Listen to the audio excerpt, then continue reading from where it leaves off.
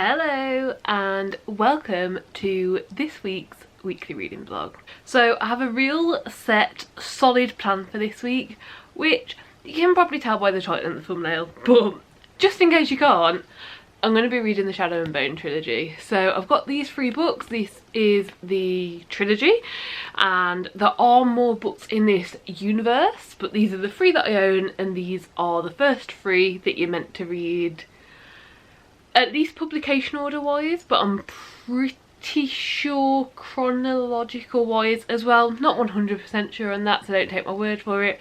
But yeah, definitely the recommended reading order is to read these 3 first. And yeah, I'm really excited about it. I know very little about this. There has been a TV show based on these books and another duology in this universe created, and that is out on Netflix. I think it's just called Shadow and Bone. I'm pretty sure that's the name of it. So like the title of the first book is also the name of the TV show. And when that was coming out, or not coming out, but when that had been announced and the trailer dropped, I watched the trailer and I was like, oh, it looks quite good, this does. Maybe I'm interested in reading these books. So then I got them like around that sort of time and just haven't read them yet. So this is the week that I'm putting time aside and I'm going to read these 3 books, decide if I like them, decide if I want to continue on, decide if I want to read the other 2 books and then maybe watch the TV show. I don't know, but I think I looked in the back of one of these and there's like 2, so there's this trilogy and then there's the Six of Crows duology and the King of Scars duology, and I think that's the entire universe. So yeah, basically I'm just gonna see how this goes and I really hope that I enjoy them. The first book, Shadow and Bone. Second book, Siege and Storm. Third book, Ruin and Rising. So yeah, what I'm gonna do now is read the back of Shadow and Bone for the very first time. So this should be fun. Soldier, Summoner, Saint. Alina Starkov is a soldier. When her regiment is attacked whilst crossing the Shadowfold, a swath of unnatural darkness crawling with monsters, Alina unleashes dormant magic not even she knew she possessed. Now, Alina will enter a lavish world of royalty and intrigue as she trains with the Grisha, her country's magical military elite, and falls under the spell of their notorious leader, the Dark Thing. He believes Alina can summon a force capable of destroying the Shadowfold and reuniting their war-ravaged country, but only if she can master her untamed gift. But as Alina unlocks the secrets of her past, she will make a dangerous discovery that could threaten all she loves and the very future of the nation. So yeah, that's all I know right now. I'm going to be checking in. This is going to be spoiler filled. I'm going to timestamp it below, so if you've only read 1 book, if you've only read a few books, like 2, you can like just watch the timestamps, and I'll also put something in. This is going to be spoiler filled. If you've read book 1, then you can keep watching.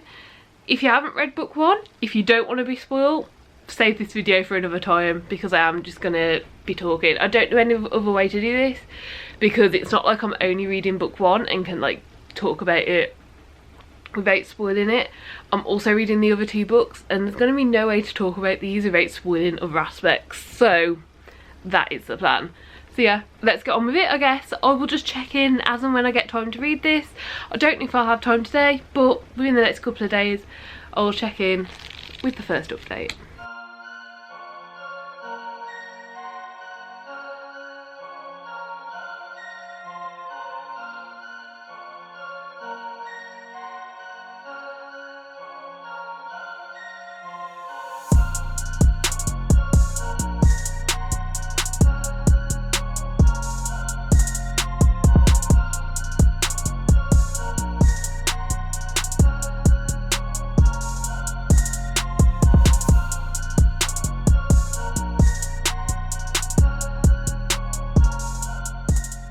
Okay, so I'm not very far in, 4 chapters in, but I feel like everything that I saw happen in the trailer of the TV show has happened, and obviously in like a lot more detail. But I feel like we've met all the characters, like we've had so many character introductions like that. Most of the tabs here are just like character introductions. And yeah, it's really good so far. I feel like I'm already getting hooked. Like, I wouldn't say I'm hooked yet, but especially chapter 3, the last chapter I've read, really made me want to keep reading. So yeah, it's going really good so far. I'm really enjoying it. We've basically, just before chapter 4, in fact I tabbed it because I thought it was really cool, because like we didn't really know what was happening. We knew that she'd done something wrong, we knew that she was being called a sun summoner, and we knew all that and listened to it all. And then it said, mind your tone, she is Grisha now. So like, she is actually one of them. So I think that's going to be what we're exploring, like that side of it. So yeah, really exciting, and I'm just going to keep reading. Okay, so I'm currently reading chapter 12. And I'm still really enjoying it. It's still a good time. It's a bit slow, but you know, that's okay. It's the first book of a trilogy. But we've just got to the point where the Darkling is telling Alina about needing to find a stag as an amplifier. And I don't want to be negative in any way, but have we seen the cover? This was a theoretical conversation of something that might happen, and something they're going to work towards in the rest of the book. And I just kind of feel like, honestly, this cover is giving too much away. I mean, I could be wrong. Maybe they don't find this stag and this stag has nothing to do with anything more than it. And maybe it doesn't affect the story at all. Maybe it's just mentioned here and they're wanting to show an animal on the cover. However, for some reason, I highly doubt that. And I feel like it's kind of ruined, like, the chase of will they, won't they find it sort of thing. And yeah, I don't know. Personally, I think it's giving away too much. I'm hoping I can just ignore it and continue on enjoying the story. But honestly, just reading that has really put me like, great, well, I'm spoilt from the cover. The cover of this book, by the time you get to chapter 12, is a spoiler. I think. I could be wrong. If I'm wrong, I would admit to it. But feeling a bit annoyed at it, to be honest.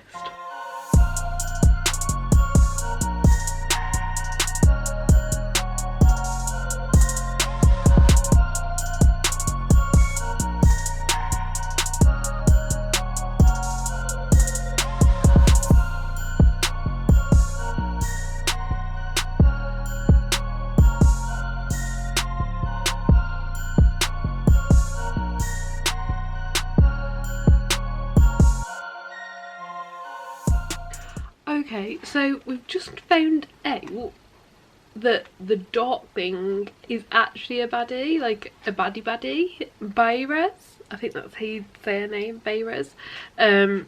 His mom, and he was actually using Alina all this time to like get her power. So yeah, we've just found all that out, which I was not expecting. I was fully rooting for the Darkling. I thought he was like gonna sort it all out. So yeah, I'm on chapter 15 and we've just found all this out, and there's still a good chunk of the book left.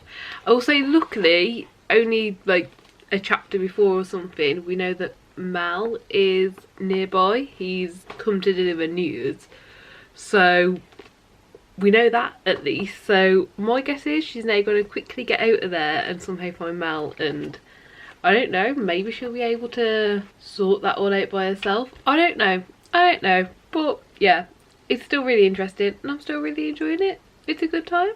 Let's keep going. Okay, so Alina escaped, Mal found her, they hid, they managed to go and try and find the stag, then she didn't want to kill the stag, then the Darkling killed the stag, and now it's all back to square one of what would have happened if she'd have stayed in place. But also Mal's captured.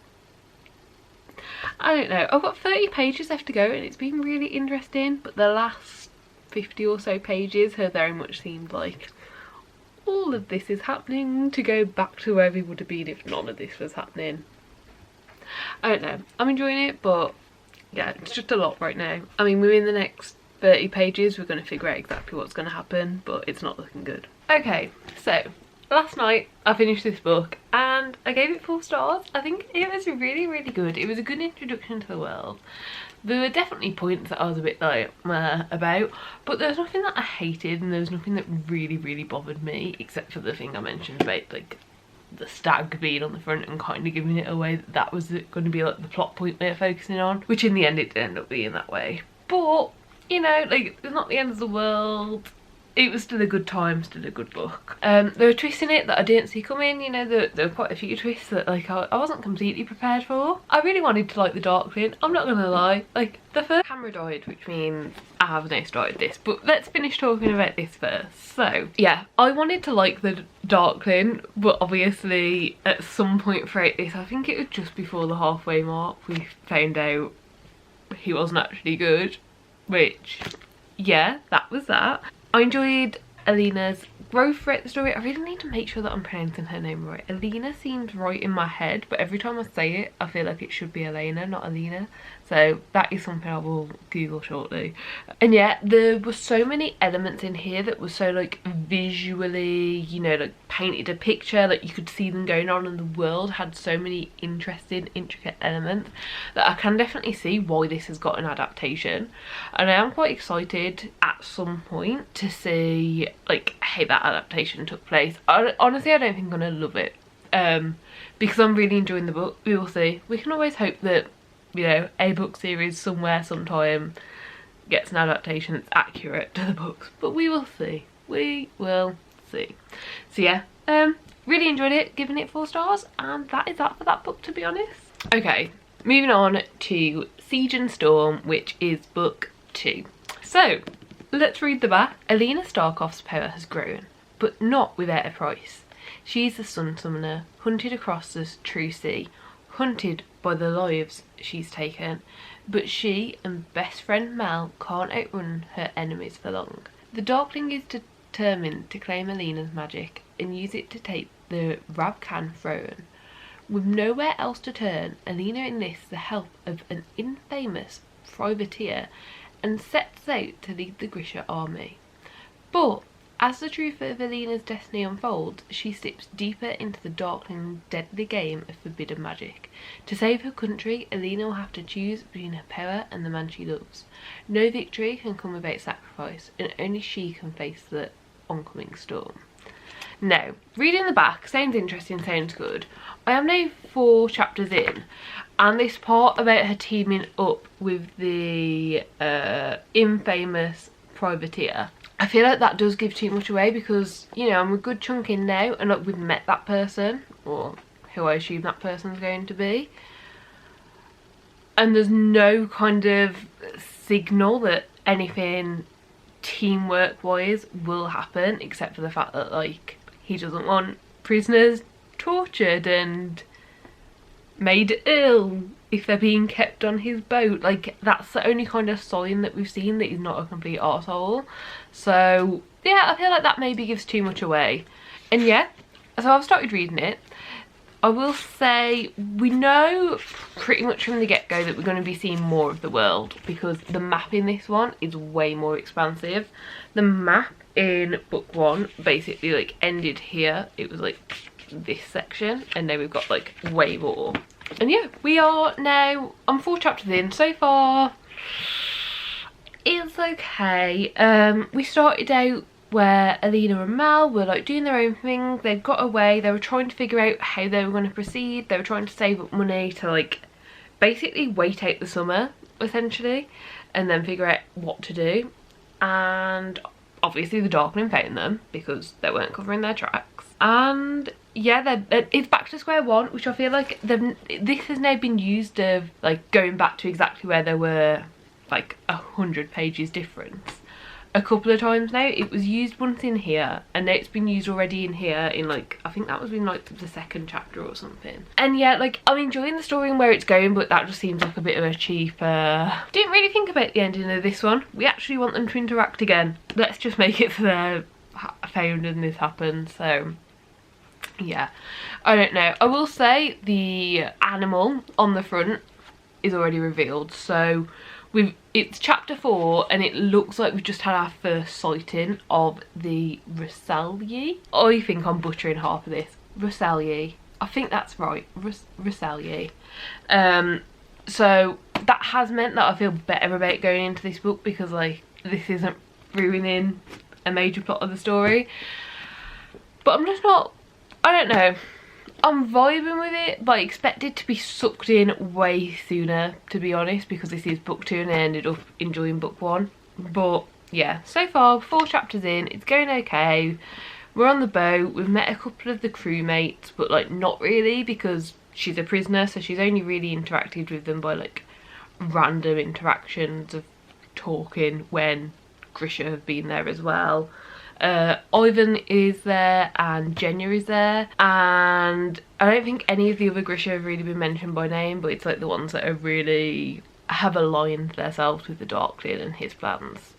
So yeah, going good so far. Mal has tracked this thing, so he's not dead yet because he is a tracker, and I don't know, I'm still interested. I'm still hoping it's gonna get better, but right now I'm going into it with mediocre feelings. So yeah, I guess we should just keep reading and I'll update you when I've read another good chunk. Okay, I'm about halfway through this book, maybe slightly more, and it's still good. It's still going okay, but I'm really just, it feels very mediocre, honestly. It's yeah, not doing anything magical. We now know that Strumhond was actually Nikolai, so that was a twist and that was interesting, but honestly I'd called it. Like, the only thing I knew of the character was something to do with like people online were wondering who was going to be cast. So I'd literally only knew the name that people were excited to see who was going to be cast. And I was reading through and I was like, this Strumhond seems a bit off, but I don't know why. But then, like, you know, like, he's a dodgy guy, so I was like, maybe that's why. But like, it literally crossed my mind, like, is this actually going to be Nicola? Like, I dismissed it. I didn't think it was an amazing possibility. Yeah, but we're now back at Little Palace, and Alina has been given the 2nd army to train, and she's literally about to start doing that. She's like just given her first orders of how it's all gonna go. And yeah, like, it's interesting, but am I raring to pick it up and keep going? No, which is what I thought I'd be doing by now. But honestly, right now this is going to be between a 3 and a 4 star. I gave book 1 4 stars, and I really expected this one to be better, and it's not. Like, just to put it frankly, it's not. Like, the plot doesn't seem to quite be following a linear pursuit, honestly. Like, it doesn't seem very well structured or thought out, and everything seems to just keep taking them steps back, and it just seems pointless. So yeah, I mean, maybe before the end of the book everything will come together and everything will make sense, but right now I'm really highly doubting it. So yeah, right now this is kind of feeling like maybe a 3.5. Some of the characters are better than the first book in here, but the actual structure and the world and the rest of it doesn't feel like it. So yeah, 3.5 maybe right now. Hopefully it gets better. Like, it's still got just under half the book to go, so hopefully it gets better. Okay, so I've just got to chapter 20, which is page 313 of this book. It's all looking up. It looks like they can defeat the Darkling. David created these domes that meant that they can like use Alina's light power to like go through trees and lakes and all sorts, and they've all been fighting together and it's been working out. When she'd put her first orders in before, one of the orders was that, like, you know, they wouldn't be sat in groups, they'd all mingle together. So now all the Grisha have been mingling, they're all getting on and it's all good. And yeah, it's basically all looking up, and it feels like it's very hopeful that they can defeat the Darkling. However, a lot of the other stuff going on is very much just like still the same as it was at the start of the book kind of thing. And she's still trying to look for this 3rd, what do you even call them? Amplifiers. Bloody hell, that took ages. So she wants to find this 3rd amplifier that's the Firebird. That still hasn't progressed. And everything else basically seems up in the wind, and the actual like political side of it when it comes to the king and the 2 brothers. Obviously, like, everyone likes Nicola, right? And yeah, like, he's cool, and honestly, like, I would much rather she realised that she has feelings for him than Mel. Like, I just, yeah, so that's another thing. I don't care about Alina and Mel. Like, I just don't. Like, I just don't. Yeah, I just don't care, honestly. That's that. So yeah, I kind of wish there was something that I was more rooting behind, and I really like Nicola, so yeah, I don't know. I don't like the other brother, and I don't really know what's going on with the other brother. We don't see a lot from his perspective. He just seems like a bit of a general arsehole, so like I'm not really thinking much of him.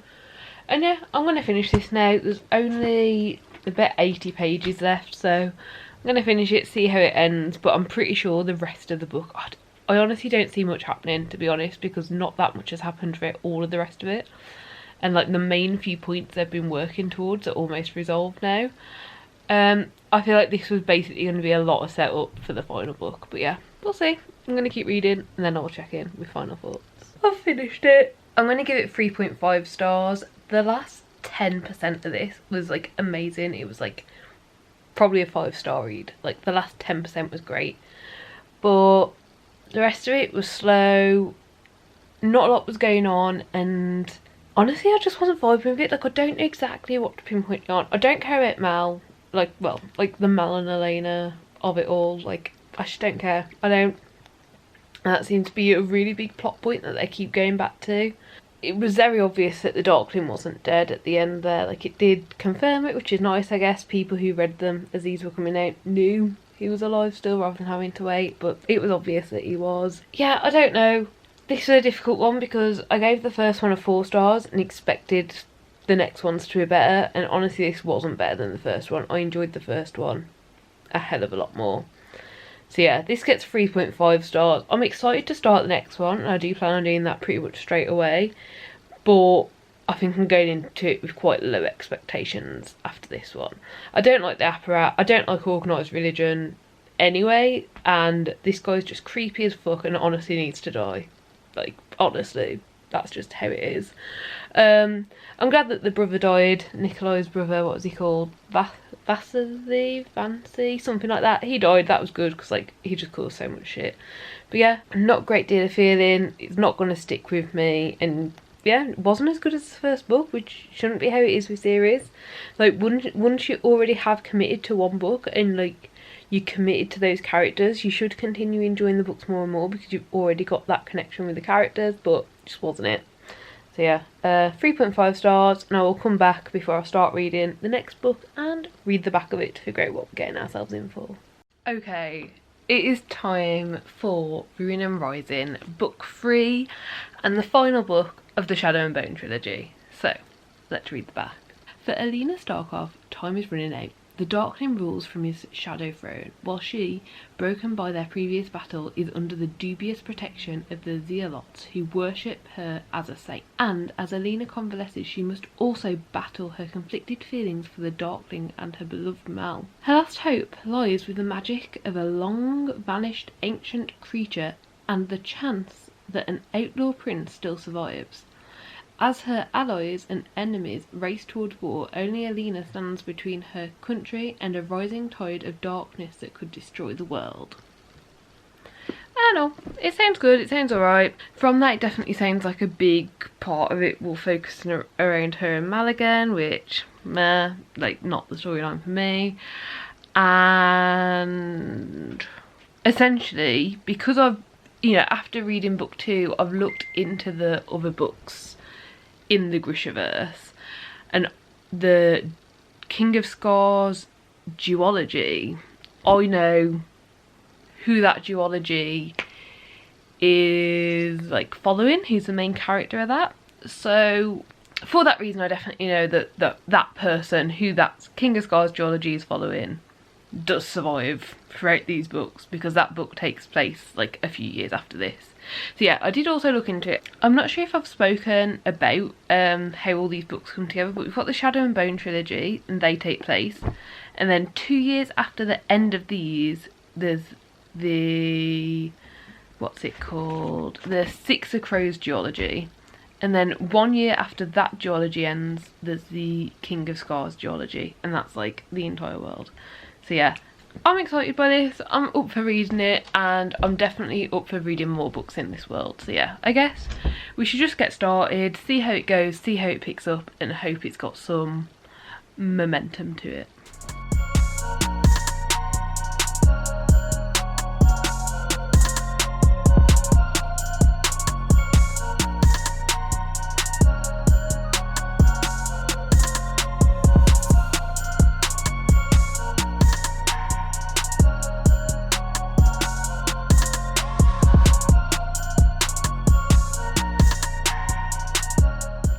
Okay, so I am 4 chapters into this and honestly I'm not loving it.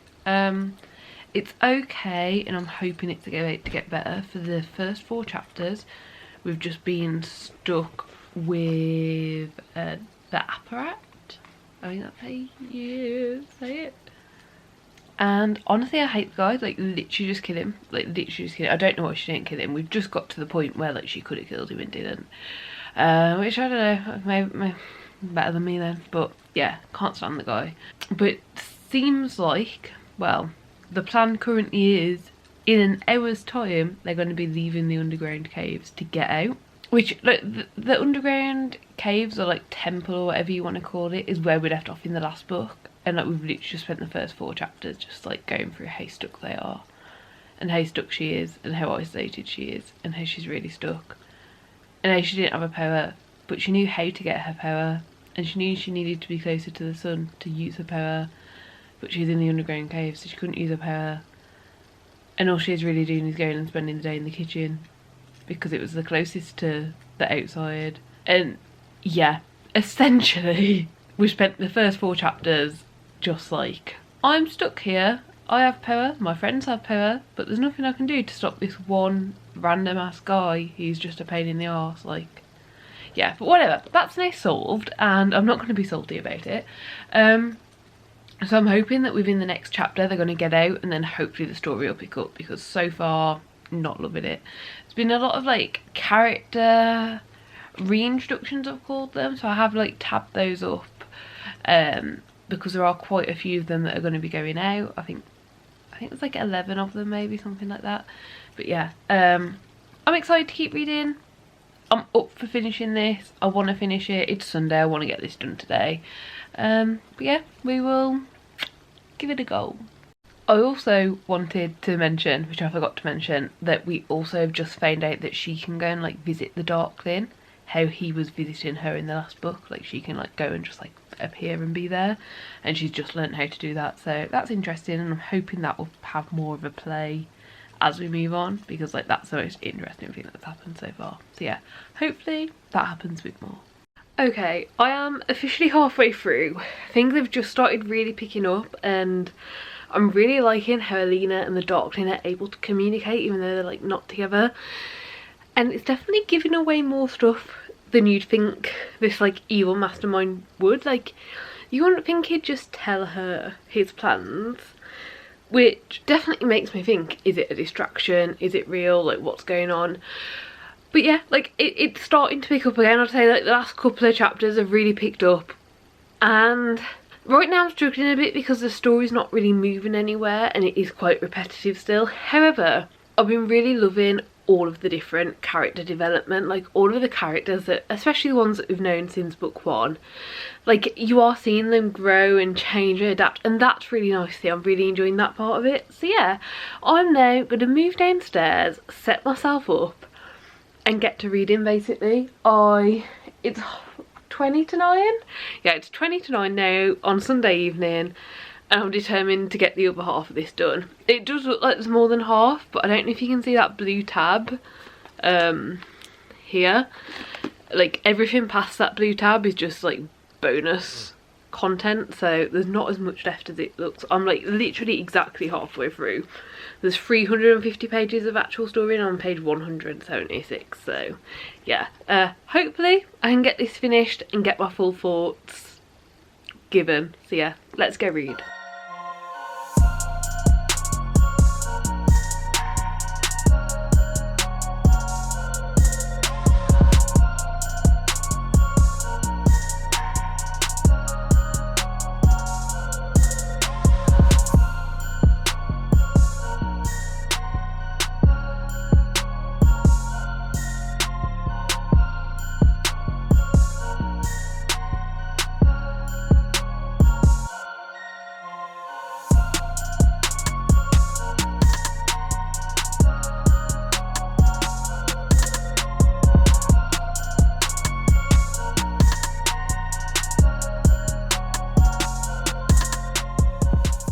Okay, so I haven't finished it yet. I've still got 70 pages to go, something like that. But I'm not happy. So recently we found out that, well, right, if you've watched this far, even though I've said it's a spoiler and you don't want to get spoiled but you didn't think you were going to get that spoiled, you're going to get spoiled. So don't continue if you have for some reason continued watching on, like, yeah. So we recently found out that Mal is the third amplifier, and I was like, do you know what? Not what I expected. I definitely expected him to have some power because of his weird, like, animal thing. This isn't what I expected, but I was like, do you know what? Like, this is actually decent. I haven't brought into the whole Elena Mal storyline the entire time. Like, I don't see it. If there really was this, like, romance there, then we needed to have been shown more of it, because all we've really seen is that they like each other, and that's fine and everything, but Alina likes a lot of people, and we haven't really been shown any of that. So I was like, do you know what, like, this is a decent way to do it. Like, I still don't believe this, like, romantic storyline that they've got going on, but he needs to die now to be this third amplifier. That's going to be a choice that either she or someone else is going to have to make, and then we're going to either have to live with the repercussions of her choosing no, or she's going to choose yes, and she's going to just, like, become, like, a badass person by herself, which, like, both of those outcomes would have been great. And then we've just got to page, if you got this edition, which is from Orion, it's page 272, and right at the bottom, Mal's basically saying, like, he's okay with dying, he wants to give it up, like, she's willing to die for this cause, he's willing to. Genya cleared her throat. The thing is, you may not have to. David has an idea. No. Do you know what? I really like David up until this point, but we're just going to go back to this whole, we'll figure something else out, everyone will come out great, and that's not the story I wanted, that's not the story anyone wanted, and I don't believe this shit, to be quite honest. And I don't want to make this make me not like David, but I put the book down. I've put the book down at that. I was like, no, I'm not ready to read on and figure out what this is. It's like 11:30 at night. I've still got 70 pages to go, so, like, it's going to be early hours on Monday morning by the time I finish this, and I've still had to, like, just put it down and take a few minutes because I'm really not happy with this turn of events. Someone needs to die. Like, honestly, someone needs to die. So many people have been in this story that I'm like, please just kill them. Oh, I don't know, maybe I'm just being a moody bitch, but I don't care. Okay, so I've just finished the book, and before I talk about it, I just wanted to show how fucking cute these little boys are being. I've finished my book, lying here with my little boys on me, so yeah. So the book, honestly, I think it's probably going to get 3.5 stars. I wasn't a big fan. It was an alright time, it was a bit of fun, and I enjoyed the world and I enjoyed the characters separately, but honestly, like, this story and this ending was so disappointing, and I just didn't care for it. I stopped caring about the characters and what was going to happen to them because everything was always going to turn out right. And yeah, which is a real shit. After book one, I really thought they were just going to get better and better and better, and they just got worse and worse. So I think I'm going to go 3.5 stars. I did consider giving it 3 stars, but there were definitely parts in this book that I liked. I really like the cat. The cat got a few tabs of, like, just, I love this cat. But yeah, it was okay. It was, honestly, it was mediocre. That's what I'm, like, it was nothing special. I know you need to have read this trilogy to read the other books, and I think I will give the other books a go. And if they're good, then maybe it would be worth reading this trilogy. But honestly, the trilogy on its own, unless you really want YA with, like, no consequences, like, I don't see the point in reading this. Like, yeah, I don't know. Obviously, if you've watched this, you've decided you don't care about spoilers. You've either already read it or you have no intention of reading it. So it doesn't really matter saying all this, but I'm just babbling now, honestly. I feel like I'm going to give Six of Crows a go, but I'm actually excited about the, like, final one because that follows Nikolai, and, like, I'd say, like, he's the one character that actually seems, like, really fun, and, like, he'd have a really interesting story, and obviously, like, he's king now, so, like, that's interesting. So yeah, I think I might give the other books a go at some point. Hopefully I like them. And I think this is a series that I'm going to write down a lot of what I think about it and my thoughts. And once I've read all of the books in like the Grishaverse, give like a non-spoilery review of them, where like I say if in my opinion they're worth reading or not. But yeah, that was everything for now. So yeah, I really hope that you enjoyed the video. Do give it a like if you liked it. Subscribe down below if you'd like to see more content like this. I upload every Monday, Wednesday and Friday at hopefully 2 PM UK time. And yeah, hopefully I will see you next time. Bye!